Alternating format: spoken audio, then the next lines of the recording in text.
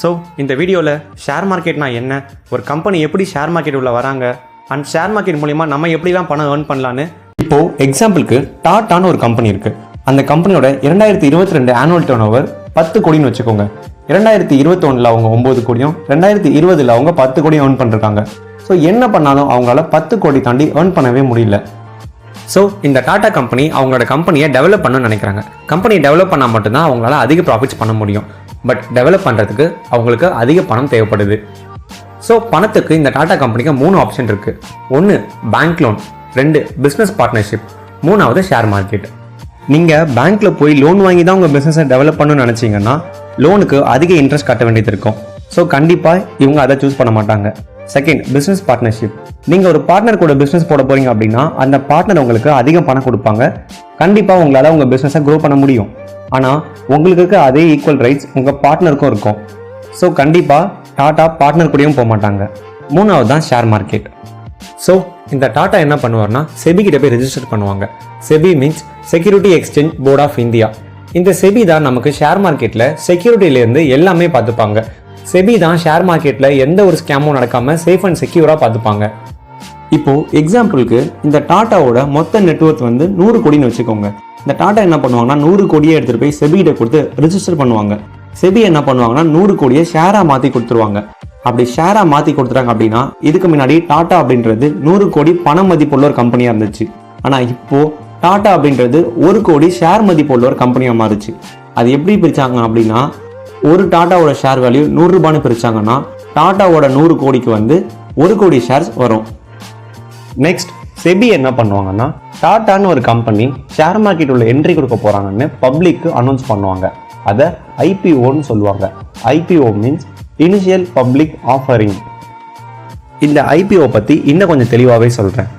For example, January 1 நீங்கள் share மார்க்கெட்டில் entry கொடுக்க போகிறீங்க அப்படின்னா ஒரு 10லேருந்து 15 நாளுக்கு முன்னாடியே ஷேர் ஹோல்டர்ஸ் உங்கள் ஷேரை வாங்கலாம். நீங்கள் ஷேர் மார்க்கெட்டில் என்ட்ரி ஆகிறதுக்கு முன்னாடியே வாங்கலாம். அது ஐபிஓன்னு சொல்லுவாங்க. அந்த ஐபிஓவில் ஷேர் ஹோல்டர்ஸ் எக்ஸாக்டாக 100 ரூபீஸ்க்கு உங்கள் ஷேரை வாங்க முடியும். பொதுவாக இந்த ஐபிஓ 3லேருந்து 7 நாள் வரைக்கும் ஓப்பனில் இருக்கும். ஸோ இந்த 3லேருந்து 7 நாள் ஓப்பனில் இருக்கும்போது எல்லாரும் உங்கள் ஷேரை 100 ரூபான்னு கொடுத்து வாங்கி வச்சுப்பாங்க. ஒன் ஷேர் மார்க்கெட்டில் லிஸ்ட் ஆகும்போது உங்களோட ப்ரைஸ் டேரெக்டாக 100 ரூபான்னு உள்ளே வராது. சம்டைம்ஸ் 120 ரூபான்னு வரலாம், சம்டைம்ஸ் 180 ரூபான்னு வரலாம்.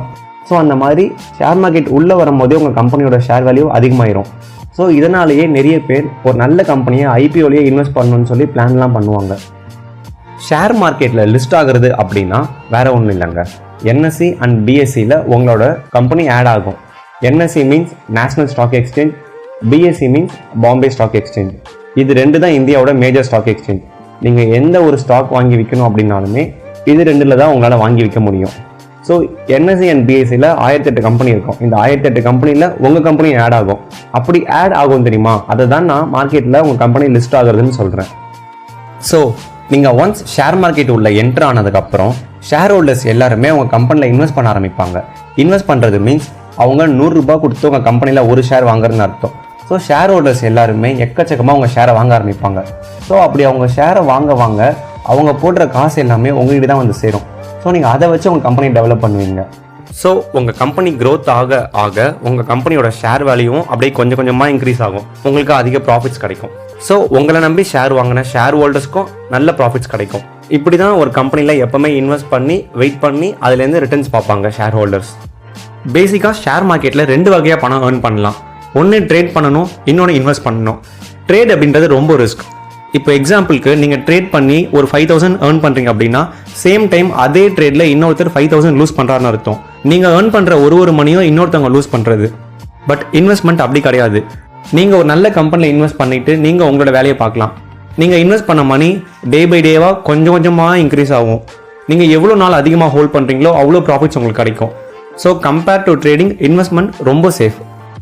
ஸோ இந்த வீடியோவில் பேசிக்காக நம்ம ஷேர் மார்க்கெட்னா என்ன, ஷேர் மார்க்கெட் எப்படி ஒர்க் ஆகுது, ஷேர் மார்க்கெட்டில் நம்ம எப்படி பணம் ஏர்ன் பண்ணலாம் அப்படின்றத உங்களுக்கு தெளிவாக எக்ஸ்பிளைன் பண்ணியிருக்கேன்.